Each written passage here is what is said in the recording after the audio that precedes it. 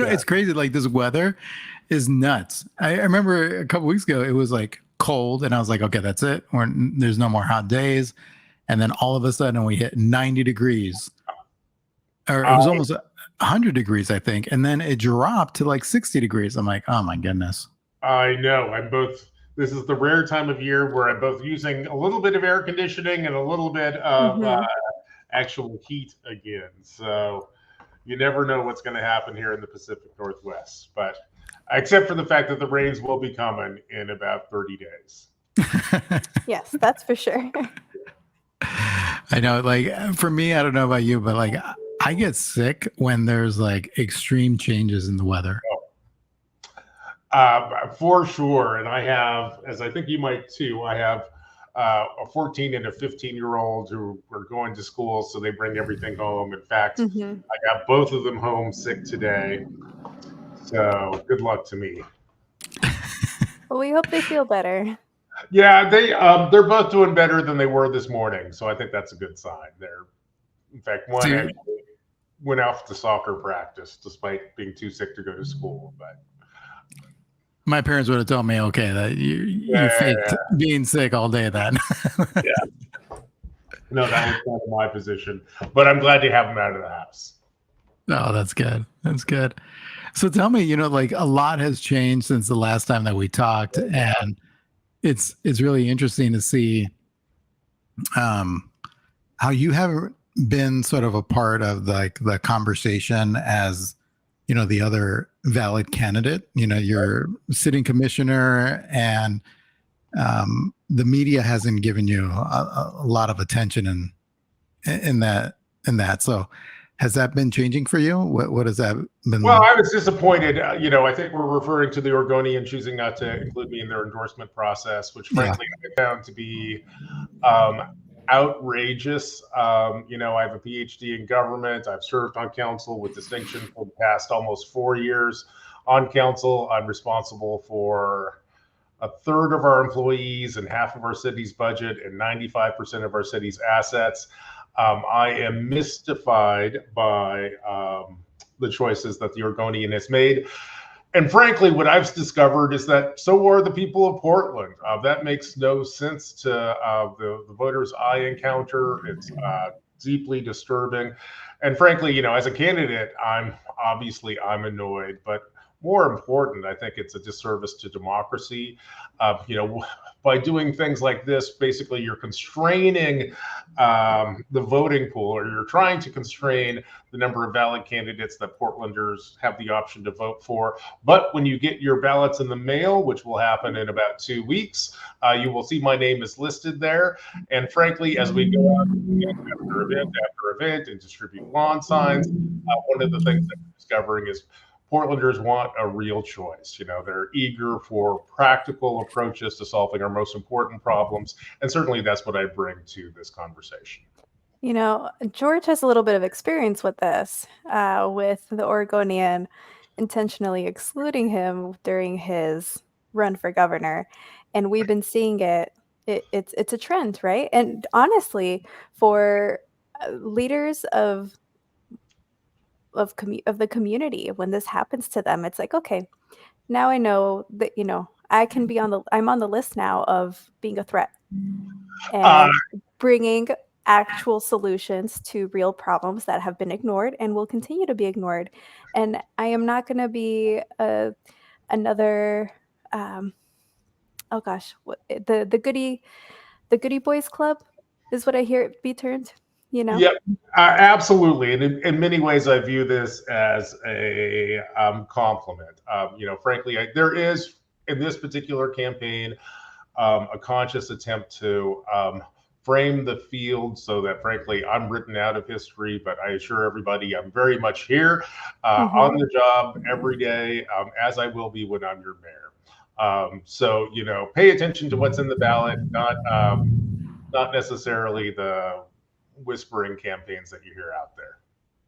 Yeah, why do you think the Oregonian didn't include you? Like, I don't know. Frankly, I think that if I looked like Keith Wilson and I had my same pedigree, I wonder if this would happen to me. I suspect that it probably wouldn't.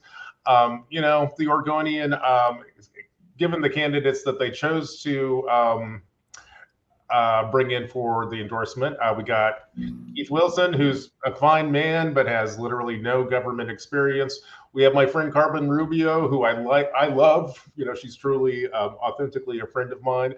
But at the same time, we all know that she's going through some troubles with her parking issues here. So I don't think character is the barometer. You know, can you do the job? Well, I've been doing the job. You know, as I said before, I managed 95% of the city's assets, half the city's budget, and a third of the city's employees. So I haven't really gotten a good explanation from the Oregonian as to what they are thinking. Although I was delighted to see, I think there's a difference between the editorial side of the Oregonian and the reporting side. We have been talking to the reporters, and we're looking forward to a large feature, which we expect to come out in the coming days or weeks. So at least we still have that. Also delighted, I think almost a week ago, we did our endorsement interviews with the Willamette Week. So we're still there. And I will tell you, we're getting debate invitations at this point, several a day. We're literally running out of space in the calendar to fit these all in, but we'll be to all of them that we can possibly be at. So I'm feeling good. And I'll tell you, I think the voters really notice. We're also getting to the part of the campaign where dark money is starting to make itself felt. You know, there will be far more PAC dollars spent in this mayoral race than than dollars candidates. I'm deeply disappointed by that. But all of that is really a symptom of essentially institutional actors, gatekeepers, and political pundits basically trying to pick our next mayor before we cast. And I think that's wrong. That's not the Portland that I know. And frankly, in my experience, that's not how Portland politics works. You know, when George was going through this, and as we were seeing this, for myself, it was very, it was very upsetting, very frustrating, and very disheartening. It made me want to step away from being more involved. And it had the opposite effect for George. And I guess for you, in this experience, I hear a lot of dedication. I know you have a lot of care, have been involved, and for a very long time in the community. Have you felt that this is like impacted you more than, oh, this is frustrating? Oh, you know, I probably went through the same emotional journey that you did when I first heard about the Oregonian's editorial board decision. Despair, frustration, frankly, a little bit of anger. But at the same time, you know, I spent a long time thinking about what do I do in this situation. And one of the things I know is that I will live in this skin for as long as I live. And so there's only one path forward for me, which is to put one foot after the other and to keep marching forward. And I'll tell you, the reason why I do this, you know, win, lose, or draw, the reason why I do this is not to elevate my career, but rather to help build a better world for my kids, who you might hear knocking around in the kitchen. I sure. You might hear ours too. Yeah. But I think my kids, having watched me do public work, are probably smart enough not to get into electoral politics.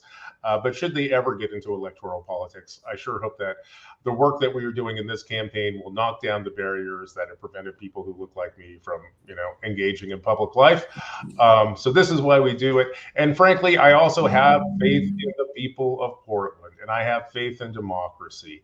And if I didn't, I wouldn't be doing this work. So we'll be out there talking to Portlanders every day, as we have been for the last 3.5 years. We got a little more than a month left. We'll be going 24/7, or as close as we can get to it. And I will tell you, the feedback we're getting in North Portland, South Portland, East and West has been great. I really like where we're at in this campaign. I'll tell you also, a thing for people to remember is that this is a ranked choice election. So it's not going to be like any other election that you've voted in the past. And frankly, given the current rules of the game, I think the moderate evidence-based person in the middle, which is me, is the person who's most likely to succeed. I have my friend Carmen Rubio to my left. I have my colleague Renee Gonzalez to my right. I think both are obviously facing real challenges right now. But as we count the votes, I am confident that we're going to come up on top. One thing, so when we talk about like challenges, Yeah. I think Keith has a huge challenge because I don't believe that he can solve homelessness within 6 months of being mayor. And I've said this on other podcasts. It's like I think there's a little bit of an arrogance there to believe that you can, and knowing that the problem that we have here in the city of Portland, it's more than just not having open shelters. Like, we have a major problem when it comes with behavioral health and drug addiction, which are both tied very closely together. And I don't feel like anybody's really having that conversation when we're talking about that, because that one, as I price that out, it's like between $600 million to $1 billion to actually provide the services that they need. But he's kind of going after low-hanging fruit, and I just don't understand how so many people are sort of like jumping on this bandwagon. They're like, well, we appreciate the fact that he's actually putting a plan, and it's like, but it's a very unrealistic plan. How does he get a sort of a pass on that? How do you feel about that, especially with you trying to gain traction in this election? Well, absolutely. And let me also say, Keith, I like Keith. He's an innovative Oregonian. That's for sure. Comes from the trucking industry, which is a very important industry here in Oregon. I understand his both, I think, personal and frankly political interest in houselessness. I have also been authentically mystified a little bit by the particular proposals that he is putting on the table. One of the things that we've discovered in the city of Portland is that when we offer people shelter opportunities, a significant, even if there is shelter there, a significant portion of the folks that you approach are not going to take you up on your offer to accept a warm bed and a roof over their heads, exactly for the mental health issues that you have been addressing. Again, I think Keith's plan is designed to really address the as you mentioned, the low hanging fruit. Also, I did a debate with Keith about a week ago, and one of the things I was trying to puzzle through, and I have authentic questions about sort of how Keith thinks this will work. I don't think Keith has a clear understanding of the specific roles that the city plays in this space and the roles that the county plays in this space. So, the county is set up to be our mental health provider, our primary housing provider. There are reasons for that. Number one, they have the credentials from the feds and the state to provide those services, and they also have the dollars. If we were to do what Keith suggests us to do, we would have to close firehouses and fire cops and frankly not stand up Portland Street response the way we want to. And when I pressed him a little bit on, what's the city's role here and what's the county's role here, I don't think he makes that differentiation at all. And indeed, the real challenge in this space is for the city and the county to come together to build a seamless system, a continuum of services. And that's where I think the real hard work is. And I'll point out, on our current council, I've probably been our sharpest critic of the county in terms of where they need to get better. And frankly, until that hard conversation happens between the city and the county, I think we're going to continue to struggle to get people from the sidewalk into safe living situations.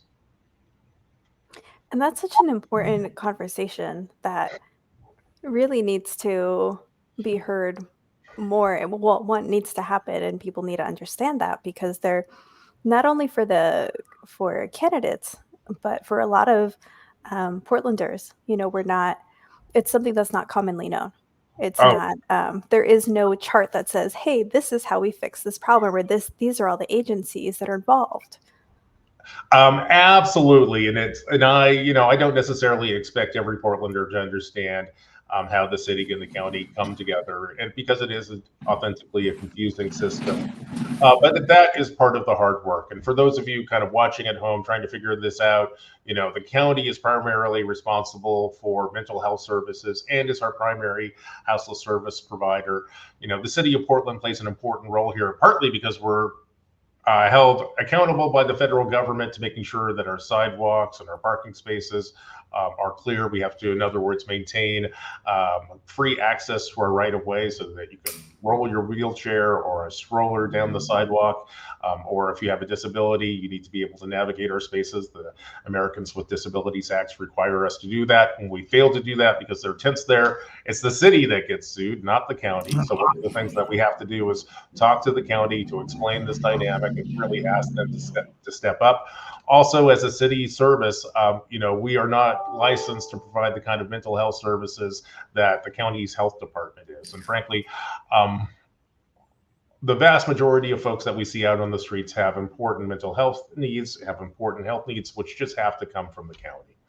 But I encourage folks who want to learn more about this. I think on October 8th, the city and the county Board of Commissioners and your city commissioners are going to get together, and we're going to review our progress to date. We set some very specific goals for the kind of progress we wanted to see by the early October. We're going to get our first update on how that is going. And I also want to tell you, for as long as I'm on council, I'm going to hold the county accountable for, meeting our metrics. It's okay, to occasionally not hit your targets, but when you don't hit your targets, you need to have a plan for what you're going to do different in order to get a better outcome. And frankly, here in Portland, it's kind of the definition of being crazy is doing the same thing over and over again and expecting a different outcome. Yeah. We've been doing that for about a decade now. And that explains why, frankly, despite the hundreds of millions of dollars Portlanders have spent on houselessness at this point, the number of people who are actually sleeping on our streets continues to go up and up and up. So, here's the thing. All of you are very nice. You are all cordial with each other. But this is where I think it's hard for voters in Portland is, who's going to be the next mayor. And I'm kind of like waiting. Who's going to be the first one to like really take the gloves off and really, I'm not talking about like insulting each other, things like that, but like really calling out people's policies, like really going after certain things and really calling it out. And I don't see that. Like I tried to do that in the debate and, people were able to sidestep, but I'm waiting for like a strong candidate to come out there and say, no, this is ridiculous, blah, blah, blah. This is the reason why you don't this, that, and the other, and just like go after it. And I haven't really seen that happen. I mean, can you tell me, like, I saw you at the Name Act debate. You're really nice. And, if you were to do it all over again, would you change your tactics? Well, I don't know if I would change my tactics. I am who I am, and that doesn't change very much from day to day. And I would argue that that's a virtue instead of a vice. But, I also try to speak the truth to the people of Portland. And when there is a difference in our policies, especially differences that matter, I will highlight that. And I think you're also right, as we get closer to election fortnight, because you'll be voting for about 2 weeks there, those contrasts are going to be drawn more sharply than ever. And frankly, if you're trying to understand, I think, where the differences lie, we have Commissioner Rubio to my left, who frankly, I think, especially in the homelessness space, essentially represents the status quo. I love Carmen Rubio, but I literally don't think I've ever heard her criticize the county's approach to houselessness in public or private. I think that she is part of that same machine, and that is fine. On the other hand, we have Commissioner Gonzalez, who I think in many ways would like to arrest our way out of houselessness. But, these are real human beings who exist in the real world. We have to have a place for them to go. And I'm somewhere in the middle. One of the things that I very much believe, and I try to say this in public every time we're talking about this topic, is that being houseless is not a crime. However, being houseless does not give you a pass out of obeying our laws. That's the kind of accountability that I will bring to this space. Also, it is just the case for the city of Portland that we have an obligation to maintain our public right-of-ways. In other words, our sidewalks have to be clear, our roads have to be clear. This is one of the reasons why traffic fatalities have gone up so much in Portland is that we have folks who are living outside who are, treating sidewalks and, more important, our roads as if it's their living rooms. And, we're seeing people get hit over and over again. It's just profoundly dangerous. And frankly, it violates federal law. And one of the things I have to do as your next mayor is to make sure that the city of Portland is abiding by federal law. So I offer a middle path between these two. And I also want to offer hope. During my time on council, we stood up our safe rest villages. So now we have more than 600 safe rest beds in our various villages around the city. We're finding that as we move people from the sidewalks into these safe rest villages, after about 3 months, they begin to stabilize and are ready for supportive housing.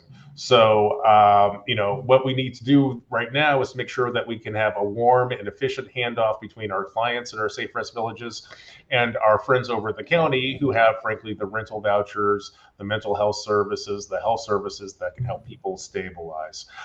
So, that's the path that I offered. If you think about the throughput, if we can move 600 people 3 times a year through those safe rest villages, and we have about 6,000 people on the streets term, we could see houselessness in Portland decrease dramatically. And by dramatically, I mean more than 50%. You're probably not ever going to get every person who is sleeping on the sidewalk off of the sidewalk, but certainly we can aim to get it down by 80%. And I will also point out that while cities across America struggle with these issues, there are a handful of cities in these United States that have been incredibly efficient and effective at moving people from houselessness into living situations. And I believe Portland can be one of those cities too. It's a very delicate balance. Yeah. Right. Like, we have to be in line with federal regulations. Yep. Remember that people are people. And I'm hearing that there's a systemic issue here with, between the main players of those that are providing services and those who need to have those referrals sent in and need to be able to have Portland continue to be a livable city. And I'm very much hearing how you are between what seems to be right between the two, at least Latino candidates, and the way that they have been doing the work and continue to perceive the path forward with this work. Absolutely. It's a nuanced, complex challenge, but it doesn't mean that it can't be resolved. I was just staying up far too late some night recently, taking a look at the good work that Houston's been able to do to cut their houseless population in half, if not more than that. I believe Portland can do the same. I want to respect the dignity of every Portlander, and I want to respect your rights at the same time. We all have to be good neighbors to each other. And that's the kind of Portland I'm trying to build. I would just wanted to switch topics a little bit. Sure. We hear this is, the homelessness, and it's such a visible problem. Something that has come up, we have a couple friends that are small business owners in Portland, and something that, they keep waiting to hear one of the candidates talk about is the small business, all the taxes that the small businesses have to pay. And, and just they're waiting to hear candidates acknowledge and display like that they have some kind of education around this, empathy and understanding of how this is impacting Portland, and a plan, some kind of plan or a path for small businesses. Well, I hear you, and most important, I feel the plight of small business here in Portland. Portland is very much a city of small businesses, and one of the things that explains our current situation is that, frankly, City Hall has made it far too difficult to start and grow a business here in the City of Roses. And there are a couple of things happening here. Number one, just the conditions outside your front door are incompatible with running a restaurant or any sort of business where people walk in the door. You know, if you show up at work and you find a tent pitched in front of your window, that makes it awfully hard to draw in that lunch crowd to your restaurant. Also, just the expenses that are involved in trying to operate here in Portland, I know are outrageous.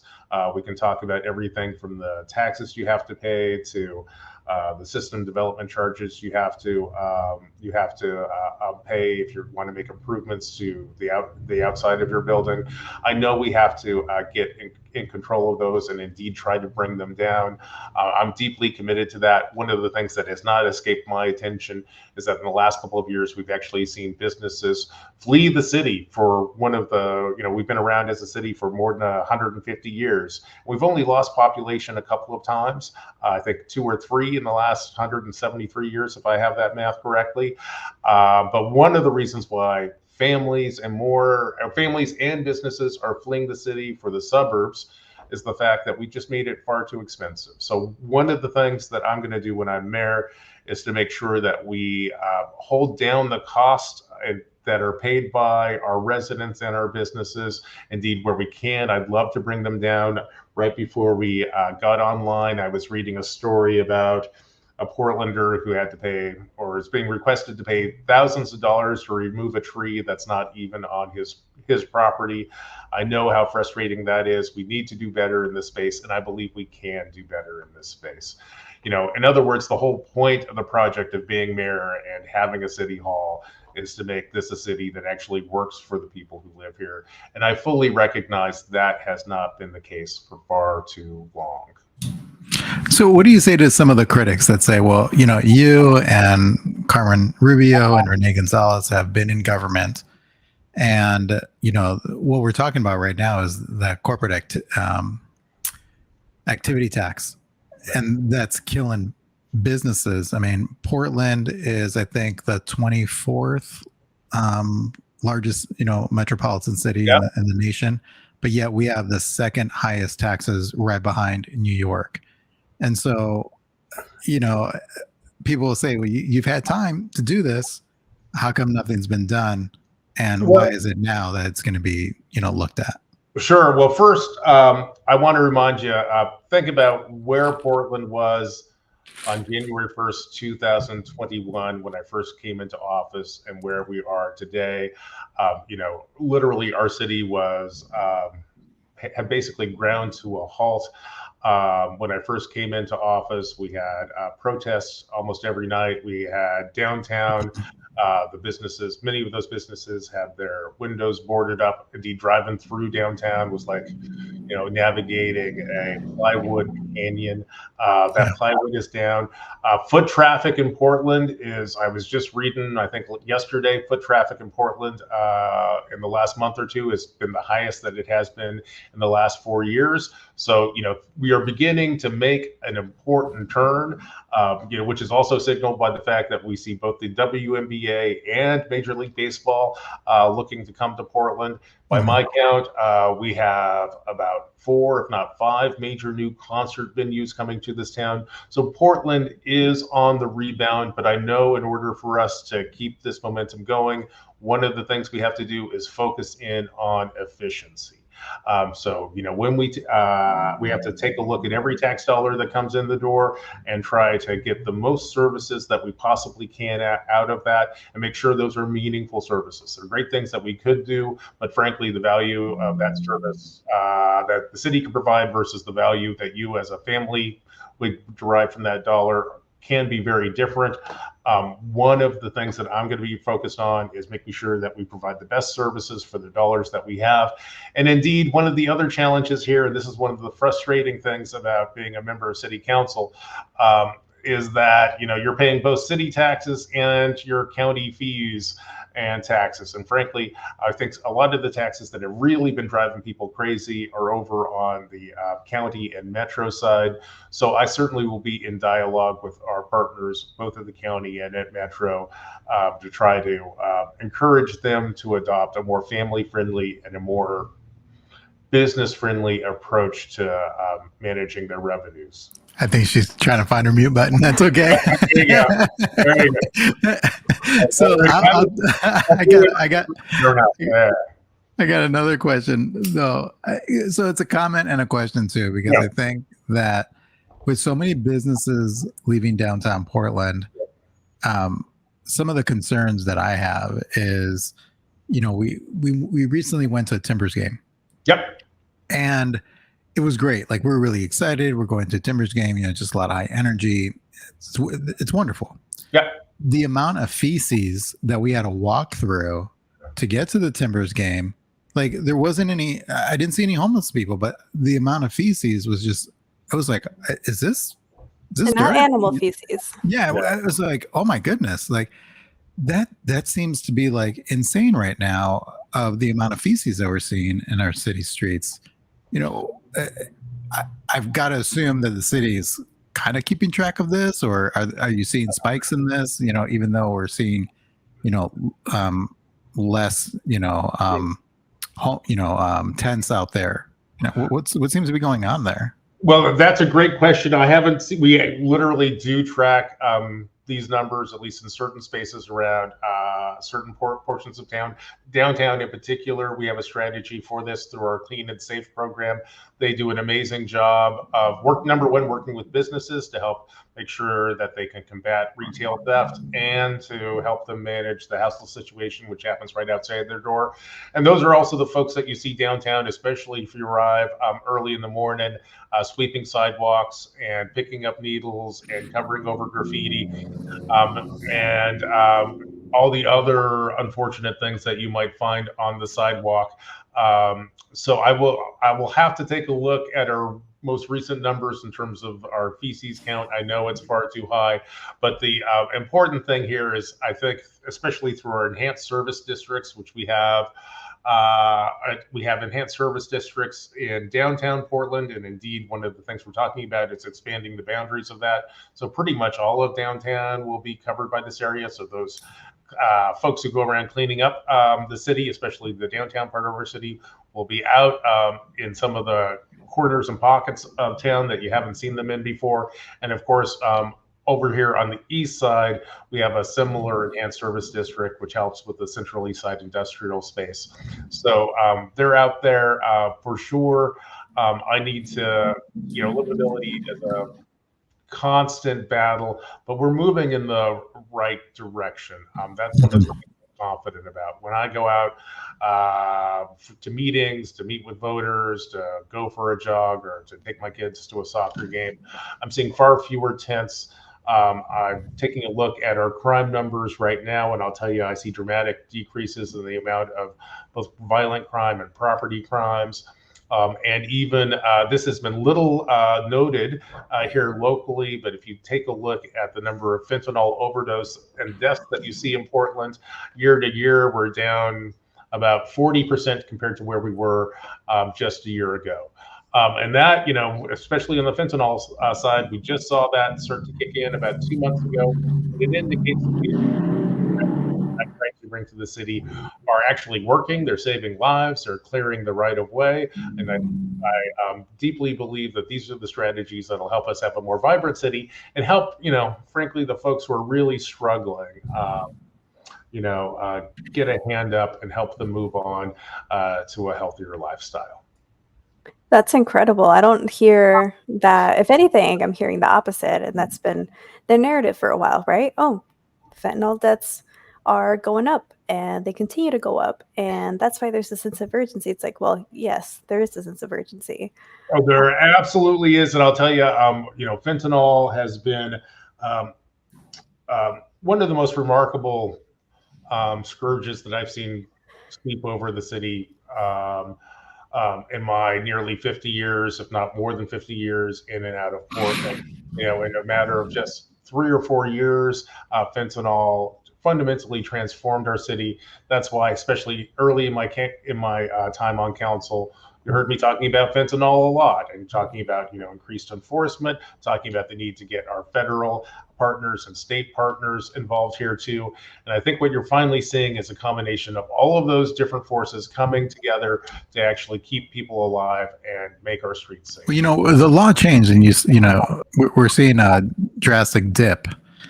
Now, what do you say to those critics that in the beginning were like, "Oh no, we can't do that"? There was a big push and a lot of pressure on city council not to change the law, and it was taken as if you do this, you're not as liberal, you're more conservative. Sort of like that Republican approach. What do you say to that now? Well, yeah, I think we have to hold each other accountable for being good neighbors. I don't see a world where breaking a window or spray painting a wall, especially the wall of a small business or frankly a residence. I live on a busy street in inner Southeast Portland. My neighbor's wall is right on the sidewalk. They literally get tagged basically every day. About 100 paces from a convenience store. Those folks literally get tagged every day. That causes, it's a waste. Number one, it's a waste of time for the people who have to clean it up. It's a waste of resources. It makes it scarier. I'll tell you, in my own little corner of inner Southeast, I've seen this happen. As the graffiti comes in, as the broken windows come in, it becomes a vicious spiral downwards. But as you get on top of it, if you're able to keep the graffiti off the walls, if you replace those windows, basically businesses and families come back. So I'm seeing in my own neighborhood this turnaround. I think it's incredibly important that we hold each other to that standard, that we respect each other as human beings, and we respect each other's property. Those are values I'm going to bring to the mayor's office when I'm there. And I am not afraid to actually increase our laws around graffiti, window breaking, vandalism. These are just, I think, basic expectations that, frankly, for many years, we probably didn't have to have a whole lot of laws around, because I think there was a broad consensus that obviously you don't throw a brick through a Starbucks window. But some things changed during the pandemic, and we, I think, have to reinforce and double down on what our true values are. Very comfortable doing that. I think we were talking about this yesterday, how we, at least growing up, there was a time where there really was a sense of community, where if something happened to my neighbor's house, car, property, you had a relationship with your neighbor. You knew who they were, you interacted on a daily basis. And if there was ever an emergency and law enforcement came into your neighborhood, there was a sense of relief. And that's not necessarily the case anymore. Yeah. No, it's true, but but it's still there. I'll tell you, in my little neighborhood, and I'm around 20th and Stark on the east side, my neighbors and I and the local businesses, we all have each other's phone numbers. If I see a problem with someone sort of writing graffiti on the convenience store next to me, or if there's someone passed out in front of Tom's building, I give him a call or send him a text. And frankly, he has my number. And it's remarkably, if he's in a store and he does not feel safe, I'm literally 100 paces from my door to his store, and I will be there to frankly give him back up. And we have done that for many years. It's a practice that I hope becomes the new norm, although I think it's an old Portland practice as we move forward, because building a healthier, stronger, more vibrant city is not something that just happens at a city hall. It does require all of us to lean in and to support each other, to love the city, and if we do that, we'll get the Portland that we all love back again. It's almost, and I remember having this conversation with my boys. Yep. It's like, pick a place in the house. That's your place. When and you're responsible for cleaning it and maintaining it.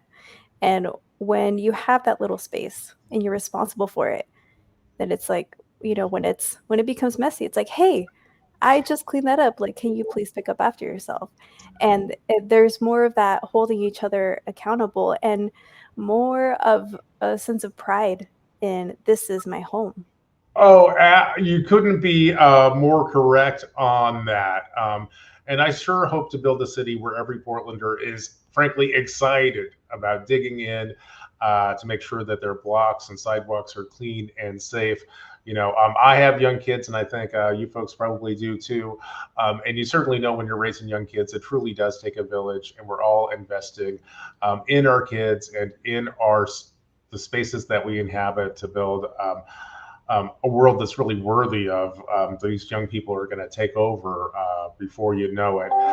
And we also know it works. Frankly, the reason why I am on city council today and a candidate for mayor is, many years ago, Portlanders came together and nurtured me, kept me safe, held me accountable, created incredible recreational and educational opportunities for me.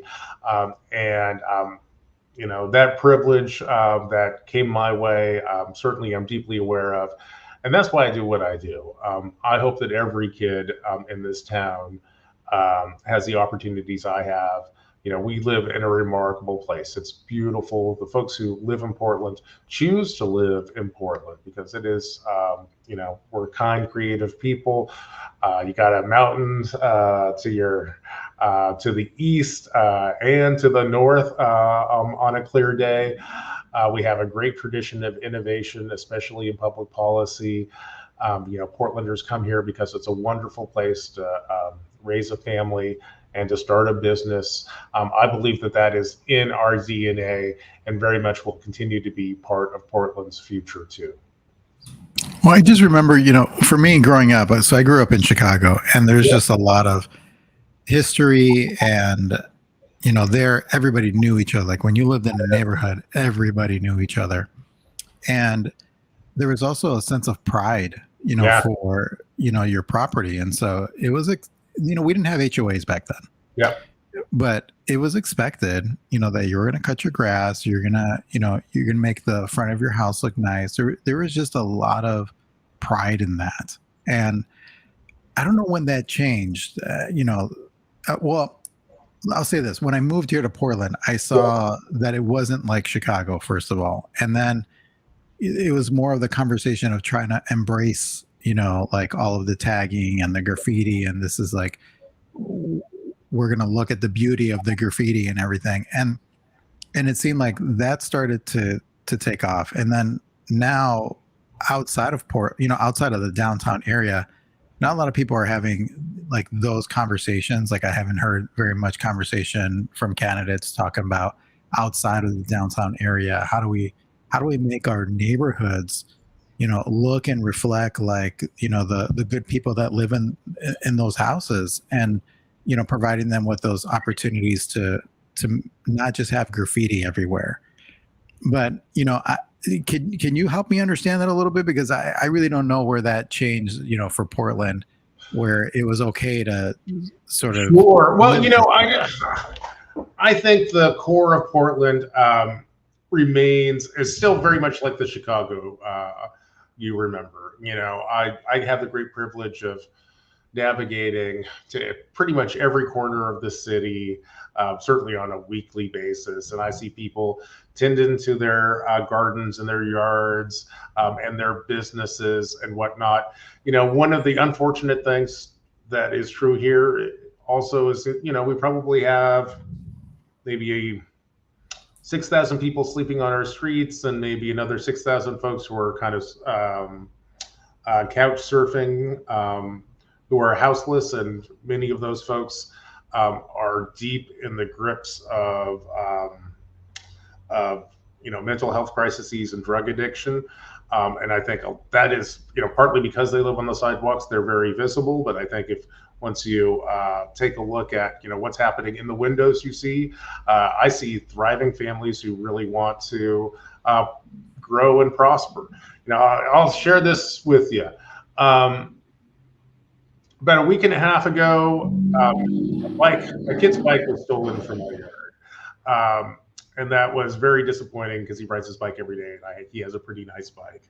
And because of the setup of my house, you have to be very intrusive to kind of come up my driveway, open the fence, grab the bike, and get out. Although it happens about 2 or 3 times a year. It's literally one of the unique Portland taxes I pay.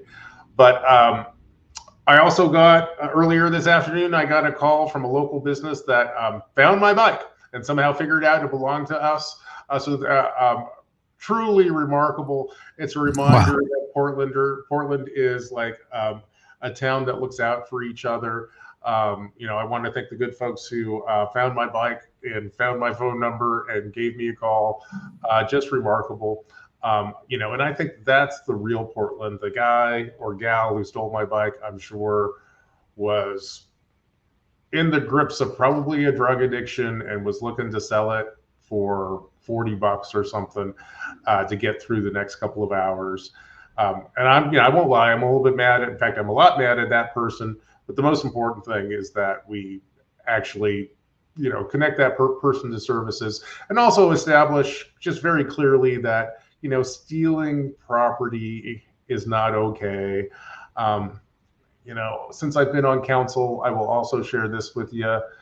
I think I have served with 5 different elected officials on council, given the folks who have cycled in and cycled out. And a majority of us have had vandalism at our own home. So this is just things that you live with far too often. I think we've allowed our politics in some situations to become far too polarized and far too toxic. It's one of the reasons why I've tried to carry myself the way I have in council. I try to respect everybody. I try to listen to everybody. I try to be evidence-based. I try to be diplomatic. It is completely fine to disagree on issues.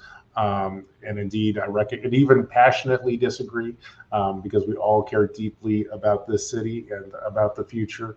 But if we aren't kinder to each other, frankly, we're not going to be able to rise above the chaos. And frankly, especially when I first came in 3 years ago, if you think about 2021, 2022, those are days I think no one wants to go back to. So I see a new consensus in this town. We want to move towards, a more prosperous town, a cleaner town, a town that respects each other, and a town that respects itself too. And I think that's what this election is about. And I think I have the vision and leadership and, frankly, the lived experience to lead us towards that better city. We've talked a lot about some of the negatives or more the rough parts about Portland. Yeah. But you grew up here. When you think about your childhood and growing up here, what are some of the things that stand out, and what are some of those things that you still see today? No, absolutely. And it's particularly powerful and relevant because I have young kids. So I take my kids to the spaces that I enjoyed when I was a young teenager and before. So, I went to Oaks Park when I was a kid. I take my kids to Oaks Park now. As a kid, I was the kind of kid who spent a lot of time poking around Powell's books. My kids poke around Powell's books. I deeply love our river. And indeed, yesterday I was doing kind of a campaign event, taking basically a transportation infrastructure walking tour of both sides of the river, a defining experience and element of Portland. We have the zoo, again, a wonderful resource. And, it's also kind of a lifestyle. I think people tend to migrate to Portland or stay in Portland because you love the outdoors. As a young person, I had the great privilege to be able to go out and go cross-country skiing and biking, and all of these are part of my kids' experience. That's, as a middle-aged man, one of the truly rewarding things is to see my kids thrive in a town in the ways that I've thrived when I was here. And many of those, old businesses are still around. Hawthorne has changed a lot, but there are lots of businesses there that have been there since the 70s. That's true over Old Town and whatnot. And change is good too. I'll tell you, as I went to grad school, and this is one of the things that drove me to grad school, I was very curious and wanted to, of course, accumulate skills and knowledge. But I also, if you go back to the late 20th century, Portland felt like a small town. I can literally remember standing on the east side, especially where we had fewer tall buildings, so I could see downtown from where I was standing, and kind of thinking, I think I've been to every restaurant in this town that I want to go to. And today I will tell you, so maybe I should go out and see more of the world. But today I could not get to all of the restaurants in my own neighborhood that I would like to go to. So we're much more dynamic. That's great. One of the things that really, I think, makes me optimistic is that, as when I was a kid here, Portland was very much a timber town. Like literally, I can remember loggers taking the TriMet bus to get to wherever they wanted to go when they came into town to enjoy their paychecks. But now, we're a tourism hub, we're a tech destination. We're a really exciting and dynamic city. I hope that this is going to be a place that will allow my kids not only to grow up and thrive, but also, start their careers here. And indeed, I think as we look towards the next several years, more Portlanders and more businesses all across not only the nation, but the world choose Portland because our population is so unique. We're strategically located along the West Coast. Frankly, we have despite the fact that we're expensive, we're still cheaper than Seattle and cheaper than the Bay Area. And I think that's always going to be the case. We have a real competitive advantage in this space. So I think Portland's best days are ahead. And not only that, take a look at the Willamette River. When I was a kid, although we did kind of swim in the Willamette on occasion, it was usually not a good idea. But today, thanks to the work that we've done over at Environmental Services, the Willamette River is cleaner than it's been in 100 years. And under my leadership, when I'm there, we're going to continue to clean up the Willamette and make it cleaner than it's been in 7 generations. I love entertainment. And our last conversation that we had, we talked a little bit about Major League Baseball. Yeah. I really want to see the MLB here. I really want to see a big, stadium. Like, let's get, thousands of people into, that stadium. Have you had any talks with the MLB? What has that looked like as far as the possibility? Yeah. I think the last time I remember this conversation, and I tell you, the last time we spoke, I probably couldn't share everything that was going on behind the scenes, but yes, we have been leaning into getting Major League Baseball here for my whole time. And you might have missed the news, but I believe Major League Baseball is coming to Portland. We have basically a deal on the table to build a stadium at Zidell Yards, which is, on the west side of the river, kind of by the hospital.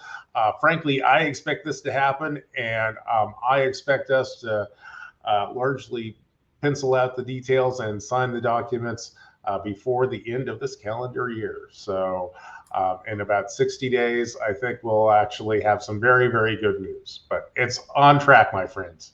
Yay! So what do you think that's going to do for the economy? Oh my gosh, baseball in particular is going to be amazing, especially for, the businesses that are close in. You think about folks literally will fly in and drive into Portland to catch a game, maybe, spend the night at a hotel, hit the restaurants or whatnot. It's going to increase our national profile.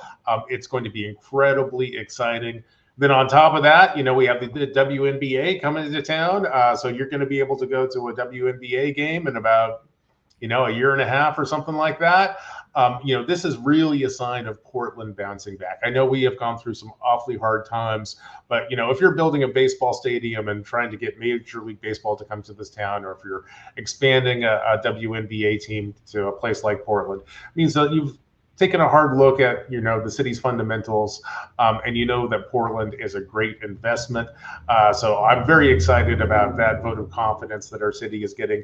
And then, frankly, just the impact it's going to have on our small businesses, our restaurants, our hotels, your retail shops, on frankly both sides of the river. It's going to be really and truly a new day. Plus, I believe and sure hope I haven't seen any plans yet, but I sure hope that we can build the best Major League Baseball stadium in America. We have a unique spot at Zidell Yards, like right on the river. It's going to be beautiful. And, not only that, the transportation infrastructure there is amazing.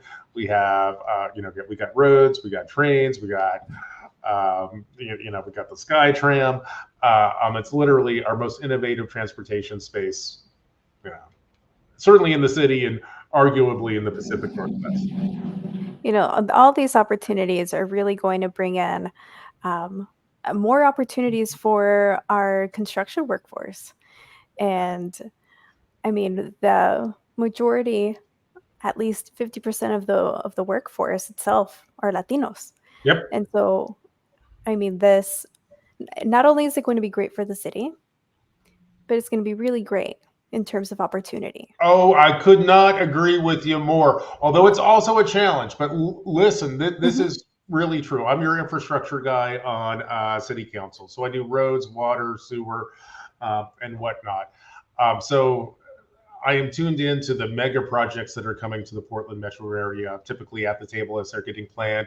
We are building a $6 billion bridge, which is going to connect Portland and Vancouver. Multnomah County is about to spend $1 billion replacing the Burnside Bridge. We're about to launch. In fact, I'm already kind of doing the groundwork to do the Albina Vision project, where we're going to cap some highways, which is going to create space to do new growth and really innovate in this entire space. Then you move a little bit further down the east side of the Willamette. The OMSI district is about to be fundamentally transformed. It will be, frankly, Portland's next Pearl District. Then you hop across the river, and you have the then you have the Zidell Yards. So the city is literally on the verge of a major construction boom. And this is not something which is going to happen 5 years out, where we still have to kind of come up with the dollars to get this. We're essentially shovel ready. You're going to see this work begin to happen in my first term as mayor, indeed in my first year as mayor.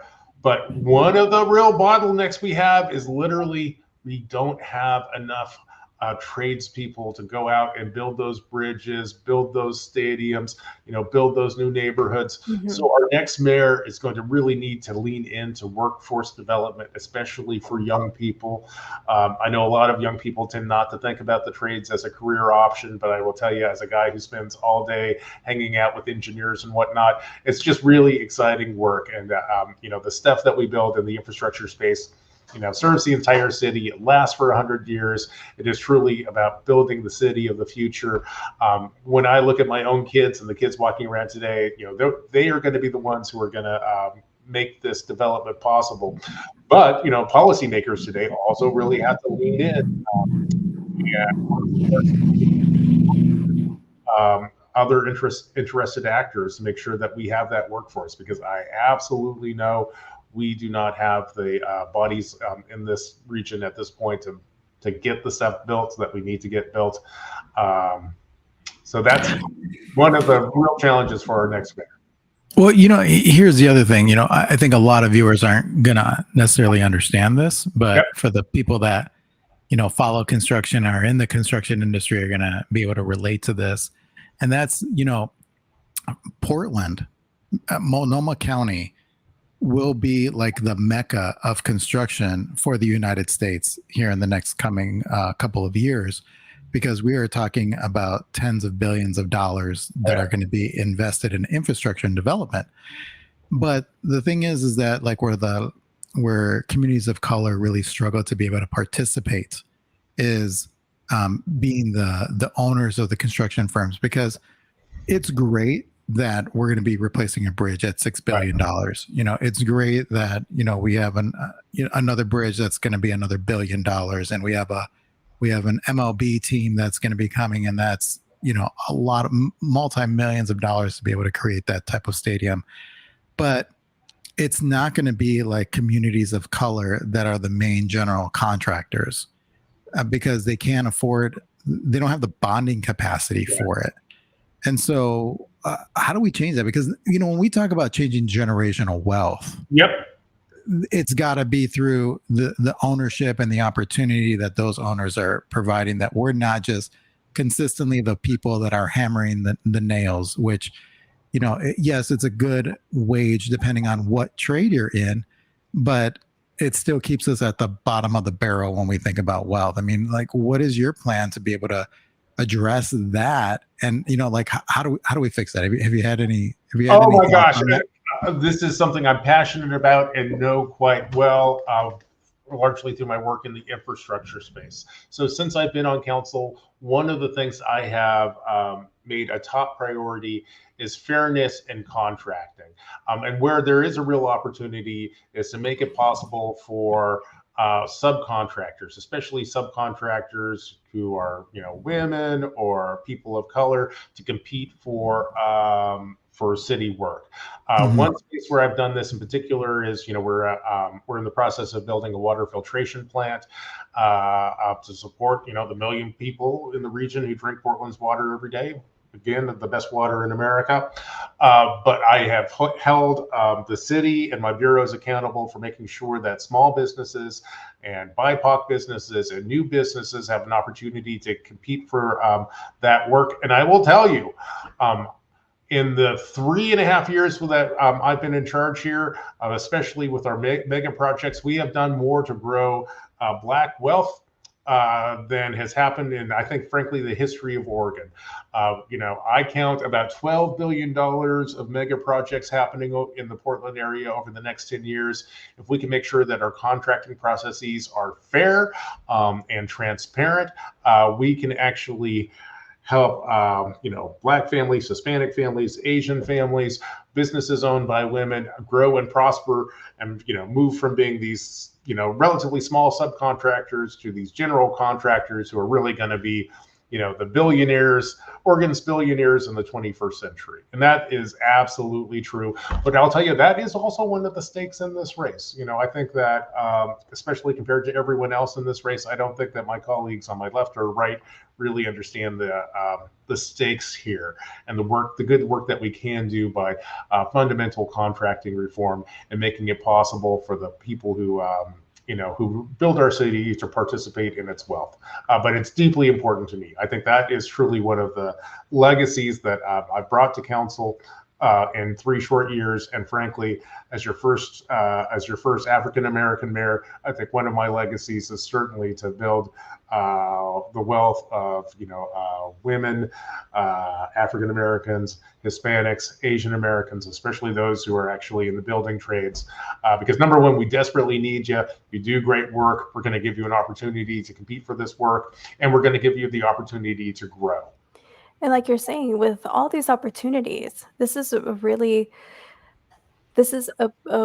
critical time to be able to really create change, especially for some of our most marginalized communities who don't always get those opportunities, who don't always get access to those resources, or even access to the knowledge to be able to move forward or know where, you know, what next step to take. Absolutely. And let me tell you a little bit about what we've done in the infrastructure space under my leadership at the council.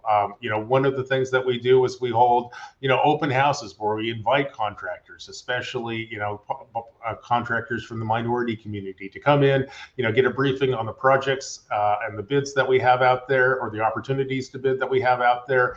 We'll help you navigate this space. We'll connect you with community groups, which will actually, if you need to train up in order to bid for this work, you know, we'll help you do that. I've personally reached in and kind of adjusted bonding requirements so it's possible for a relatively small business owned by, let's say, an African American to bid for a relatively major project and get that work. So it's not rocket science, but you have to pay attention to it and you have to remain committed to it, because the way the system works is that over time, Number one, if your leaders don't lean into these kind of reforms, they just don't happen. And even if you do pass them and you let the system run without being supervised, it tends to revert back to the status quo, where you might a minority contractor might successfully bid for some work, but by the time the work actually starts, the prime contractor finds a reason why the subcontractors are not able to do the work, and it kind of that work gets taken away from the BIPOC business and given to the kind of usual suspects. I have frankly not allowed that to happen under my watch as one of your city commissioners, and I will not allow it to happen when I'm your mayor. So the elections are coming around the corner. Yeah. And now is the time for voters to do the research. And so I'm wondering, what would you like voters to truly ask themselves as they're starting to do the research, and or maybe rethink if they've already been doing the research? Well, absolutely. Great question. I will tell you, this is an election unlike any that we've ever participated in. So it's going to require some homework. This is going to be our first ranked choice election. And the stakes are frankly higher than they've ever been.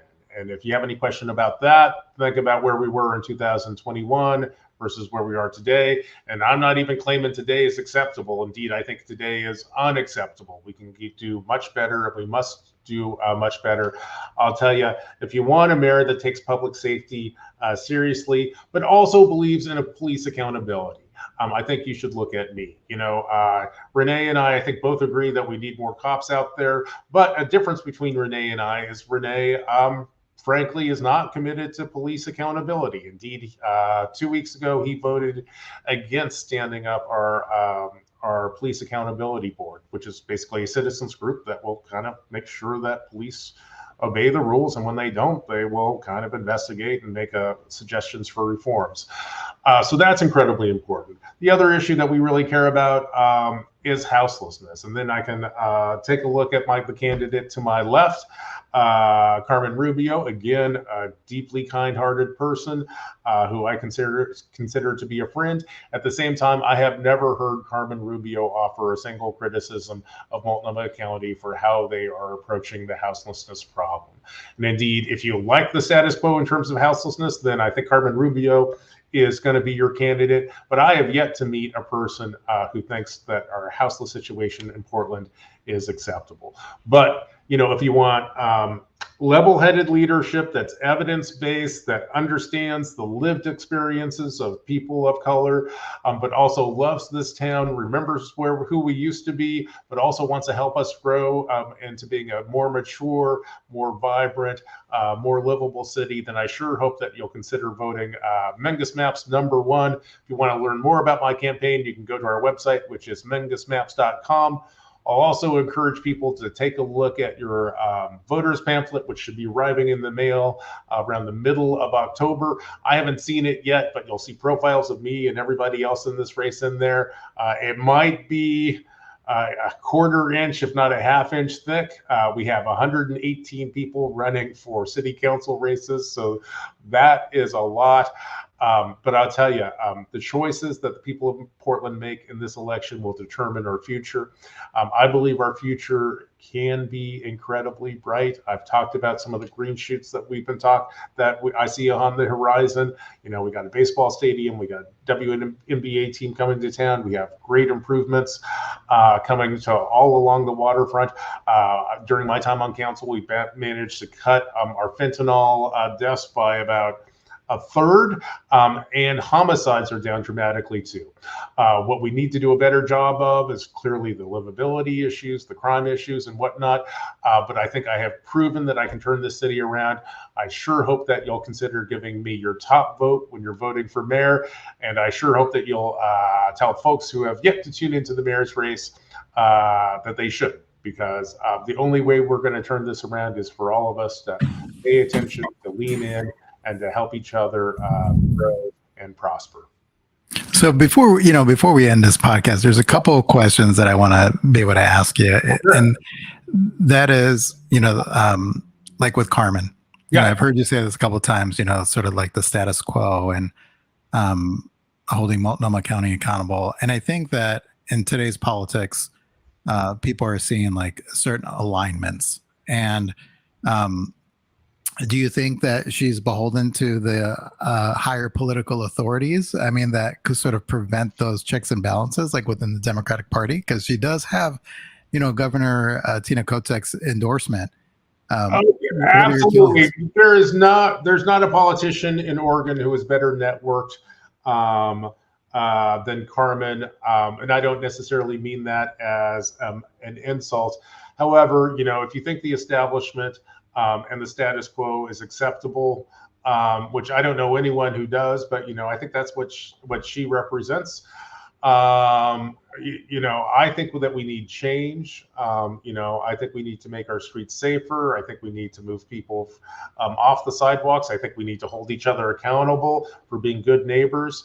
I am a little bit of a maverick. I recognize that, and that's often a lonely place. But that's all right. I got a couple of kids who like me well enough. And certainly the people of Portland have been incredibly kind and generous to me. All I'm asking for is us to come together, as Portlanders always do, put our best ideas on the table, bring our best intentions to this work. And I believe that together we can actually build a more vibrant, safer, and more prosperous city. So, talking about, family, is your family ready for this? If you become, I already know that you already said as a commissioner, but it's a whole different ballgame, being the mayor. Are they ready for this? I have been incredibly lucky. My kids were, when I first started running for office about 4 years ago, they literally kind of reached up to about my belly button in terms of how tall they were. And at that time, I remember thinking, they are too young for this. But by the time I get there, it'll kind of work out. And so for the past 4 years, they've watched me do this work. I'm very lucky that they've become great kids. For them, it's become very normal. I have a freshman in high school and a sophomore in high school. So they're also beginning to start their own lives. And frankly, they don't pay a whole lot of attention to my day job. And their friends and folks they deal with have been very kind to them too. I think they're used to dad being in meetings constantly. So they don't expect anything different. Indeed, I think they'd be probably a little bit annoyed if I were up in their grill kind of asking them about why they got their homework in late or something like that. So I think we'll be fine. But it is a journey, and it's true. Everyone in this race has kids of some age or not, and it's a challenge. And I'll tell you, I got a lot of gratitude to my family for supporting me the way they have. And I know all the other candidates in this race have families and friends who are supporting them too. And, on behalf of everyone who has their name on the ballot this year, I want to, thank the villages around us who support us and make this act of democracy possible. Well, thank you so much for having such a real conversation with us, educating the viewers, and just sitting with us for the last, hour or so. We really appreciate you coming on the show.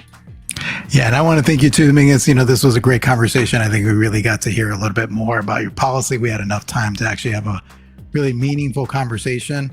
And, to all the viewers, thank you for watching again. I know that we've changed our format, from Oregon Legacy now to the George and Deanna, podcast show that's, completely unscripted. And I really appreciate everybody for tuning in again. But remember, this election is really important. You've got to participate, get yourself educated, share the podcast with other people, let them know about the candidates that you support. Thanks, everybody. Don't forget to hit that subscribe button, and we'll see you next time. Bye-bye, everybody.